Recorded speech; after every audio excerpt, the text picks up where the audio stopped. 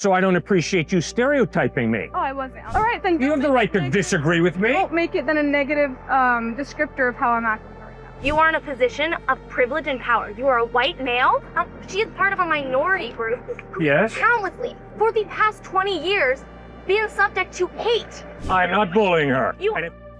This is the moment a Muslim student confronts Cliffe, and the crowd goes silent. She heard he claimed Muslims were damaging places of worship, and she's not okay with it. Cliffe responds, but the tension is real. Misunderstanding or misrepresentation, faith, facts, and emotion collide in this intense exchange. Who do you think made the stronger case? Let us know in the comments. Now let's dive in. That I have personally is that I heard that there was someone here on Monday that was talking about how Muslims were burning down churches and synagogues. So I just wanted to see what you were saying just to ensure that no misinformation was being spread. Because misinformation can have tangible consequences. Yeah. So I just wanted to see what you were saying and if I could straighten out anything. You bet. Did Muslims burn and destroy synagogues and churches in Jerusalem in about 600 to 700 AD? Did the Crusades occur? Did the KKK terrorize African Americans in the United States? Yes. Did child molestation occur in churches? Yes. Yeah, so I think framing those questions to Muslims as a way of having us apologize for things that we're not responsible for is extremely irresponsible. Because then it connotates Islam with violence, and that's not acceptable. Because then that can lead to hate crimes against Muslims and other minorities and other groups. So Right. I'm just trying to straighten out these questions. Fine. Because But I was asked the question about the Crusades Yeah. and about what motivated them. Mm-hmm. And so I was saying the Crusades are tragic that they happened. Yeah. And part of what motivated them was the Pope wanted to get back Jerusalem, which had been sacked by Muslims. That's all I said. That language is inappropriate right there. Like, Well, I disagree. You can use your language, and I can use my language, Okay, that's fine. right? Well, we can go back to the whole Palestine issue if that's what you want to focus on. No, it's not what I want to focus on. I'm really not here to focus on that. Okay. The only reason I addressed that issue is because I was asked the question. Okay. All right? Okay. Same reason. The only reason I said what I just said now is because you raised it. Okay. Well, I said it in response to what you raised, but that's beside the No, I was responding to another person who asked me that on Monday.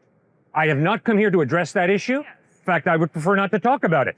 But because I respect students, when they ask me a question, I have to answer it. All right. I'm just saying be careful with the way that you answer questions because it can have certain connotations. All right. What you need to know is that repeatedly since Monday, I have stood out here and said, when a gentleman said to me that all he needs to know about Islam is 9/11, I have said that is narrow-minded bigotry, and the only way that you're going to find out about Muhammad is by reading the Quran, not by looking at 9/11.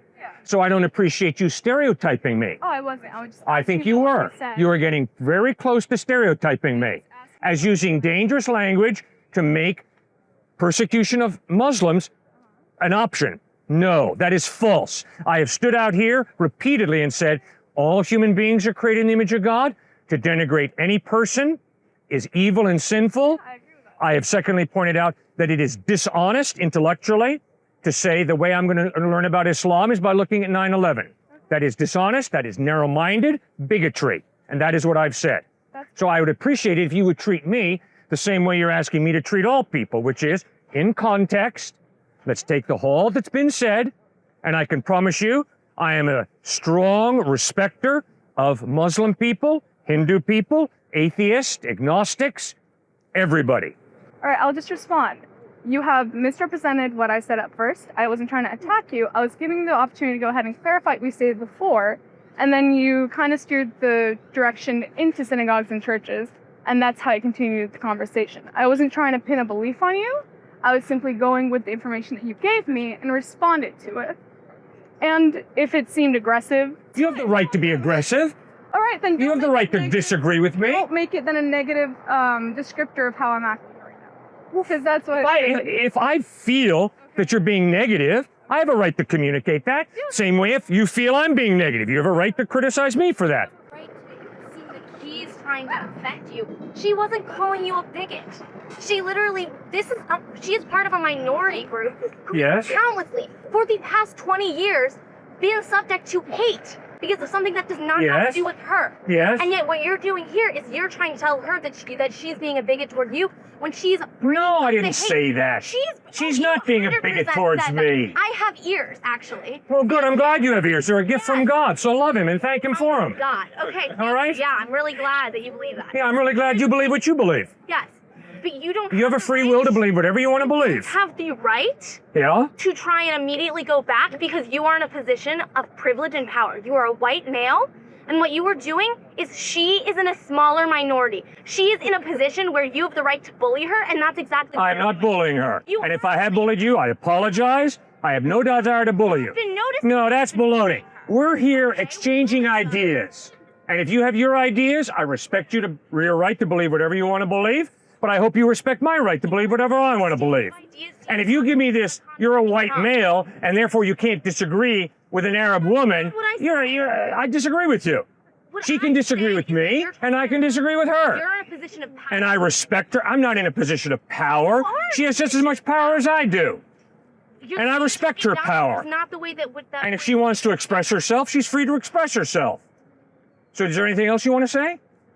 There was a lot of side conversation around that we can unpack, but we don't have time for that. But I think the biggest thing is everything's recorded, all of the statements are here, so as long as everyone's clear about their intentions and what they're saying, then it's fine.